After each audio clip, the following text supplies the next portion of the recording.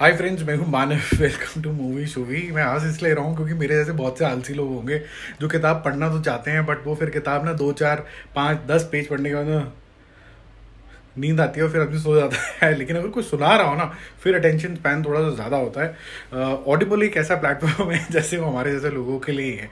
वहाँ पर जाओ, किताब सुनो और फर्स्ट क्लास तरीके से पूरी नॉलेज भी अपग्रेड कर लो।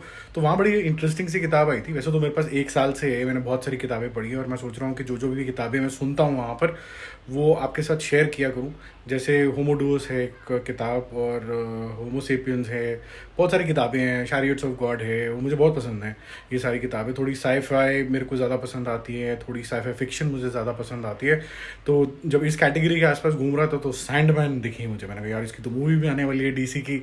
तो आप सैंडमैन बोलिए, चाहे मॉर्फियस बोलिए, या फिर ड्रीम लॉर्ड बोलिए, क्योंकि ये लॉर्ड है आपके ख्वाबों का। और वो ख्वाब अच्छे बुरे हो सकते हैं। अगर अच्छे ख्वाब आए तो आपको मोटिवेशन मिलता है, आप कुछ भी अचीव कर सकते हो।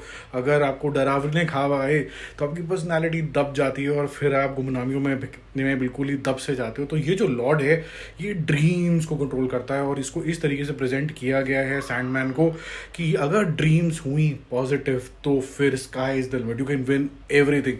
तो ये जो कैरेक्टराइजेशन है इसके अंदर बहुत ज़बरदस्त हुआ।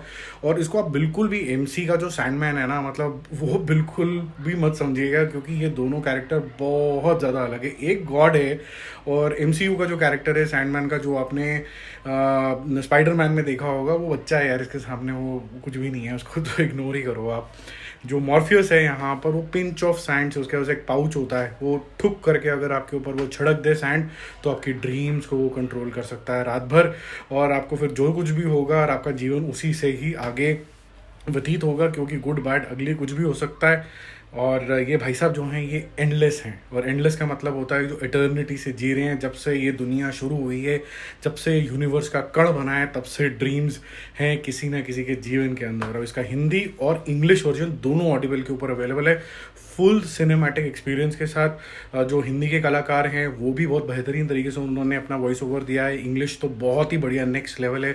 और जिस तरीके के सिनेमैटिक साउंड, अलग अलग वॉइस ओवर आर्टिस्ट, और जिस तरीके के साउंड है ना, जैसे अगर आप किसी बार के अंदर हो तो बार के पीछे कैसा सराउंड साउंड होता है, या फिर कोई मग्स होते हैं, या फिर बियर पीने की आवाज़ अलग होती है और विस्की पीने की आवाज़ अलग होती है, चाय पी की सुर्खी जो करके पीते हैं उसकी आवाज़ अलग होती है। इतनी बारीकी वाला यहाँ पर काम किया गया। बहरहाल स्टोरी यहाँ पर शुरू होती है मॉर्फियस की कहानी से, जहाँ पर एक ऑर्डिनरी आदमी लालच में आके कुछ ऐसा स्पेल मारता है जिसकी वजह से कुछ और कंट्रोल करते करते, डेथ को कंट्रोल करते करते, डेथ लॉर्ड को कंट्रोल करते करते गलती से वो ड्रीम लॉर्ड को कैप्चर कर लेता है, और वो कैप्चर हो भी जाता है। तो आपको ऐसा लगता है यार ये लॉर्ड तो नहीं हो सकता, ये तो सुपर ह्यूमन बीइंग नहीं हो सकता। बट वहाँ से उसकी फिर एडवेंचर की कहानी शुरू होती है, कैसे वो राइज करता है, कैसे जो उसका ये सैंड पाउच है उसकी वो खोज करता है, और बीच में जो जो भी उसको कठिनाइयाँ आती हैं, कैसे लोगों को पनिश करता है। बहुत ज़्यादा ब्रुटैलिटी भी होती है। और यहाँ पर आपको बहुत सारे ओवरलैप्स भी दिखते हैं डीसी के। बहुत सारे कैरेक्टर्स जो आक्रम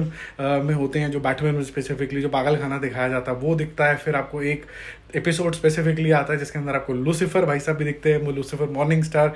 तो बहुत ज़्यादा ज़बरदस्त तरीके से आपकी जो डीसी का यूनिवर्स है आप उसमें बिल्कुल घुल मुल जाते हो। तो at the end of it जो साउंड है, साउंड डिज़ाइन बोलना चाहिए रादर मुझको, वॉइस ओवर आर्टिस्ट का जो काम है, कैरेक्टर बिल्डिंग है, because he is very righteous तरीके का आदमी है, लेकिन खड़ूस भी है साला, अपनी फोकस से हटता नहीं है बिल्कुल भी। तो बहुत बढ़िया है। और ये जो समय इसका है वो तो ऐसे तो है जब से, जैसे मैंने बोला, यूनिवर्स का कण शुरू हुआ है, बट ये जो स्टोरी है लार्जली 13 सेंचुरी से 21st सेंचुरी में हवर होती है। लेकिन इतने अच्छे तरीके से इसको प्रेजेंट करिए कि आप इमेजिन कर पाते हो कि 13 सेंचुरी में शायद बहुत बड़ा अगर बार है तो उसके अंदर सब कुछ वुड का होगा, और अगर 21st सेंचुरी का कोई बार है तो उसके अंदर ग्लास का कुछ बना हुआ होगा।